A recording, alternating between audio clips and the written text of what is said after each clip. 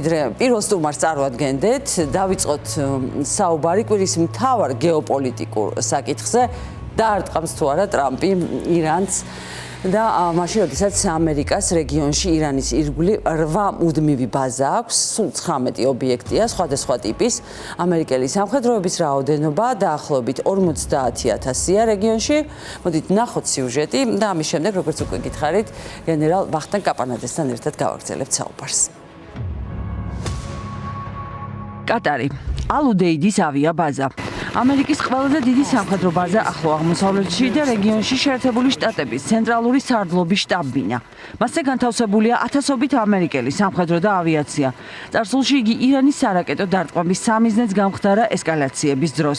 ამ ეტაპზე ამ ბაზაზე 13,000 სამხედროა. ბაჰრეინი, საზღვაო ბაზა ბაჰრეინში. შეერთებული შტატების საზღვაო ძალების მეხუთე ფლოტის შტაბ-ბინა, რომელიც უზრუნველყოფს სტრატეგიულ საზღვაო ყოფნას სპარსეთის ყურეში.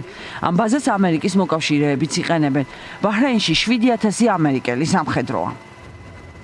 კუვეითი, კემპ არიბჯანი და კემპ ბუერინგი.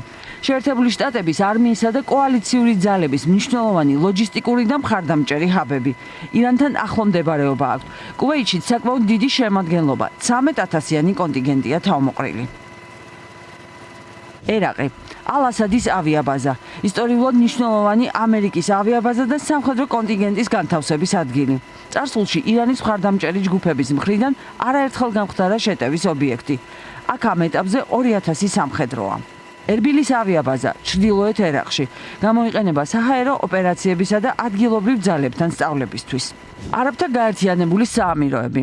ალ-დაფრას ავიაბაზა, სტრატეგიული საჰაერო ოპერაციებისა და სადაზვერვო მხარდაჭერის ცენტრი, ირანის სარაკეტო არსენალის მოქმედების არეალში მდებარეობს. იქ 5,000 სამხედროა განთავსებული. სხვა რეგიონული ბაზები. საუდის არაბეთში 3,000-იანი კონტინგენტია. ასევე არის ომანი, სადაც 300 სამხედროა. იორდანია, ეგვიპტე, სირია. ამერიკა ამ ქვეყნებში ინარჩუნებს ობიექტებს მცირე ან დროებითი სამხედრო ოპერაციებისთვის, ლოჯისტიკისა და დაზვერვის მიზნით. თურქეთი.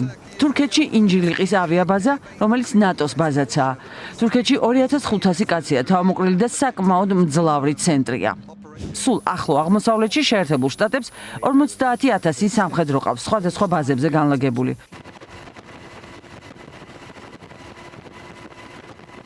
ბოლო ინფორმაციით ჩინეთის ზღვიდან შუა აღმოსავლეთისკენ მიემართება ამერიკული ავიამზიდი. მთელ რეგიონში ბევრი მათგანი ასევე ირანის რაკეტებისა და დრონების მოქმედების რადიუსშია.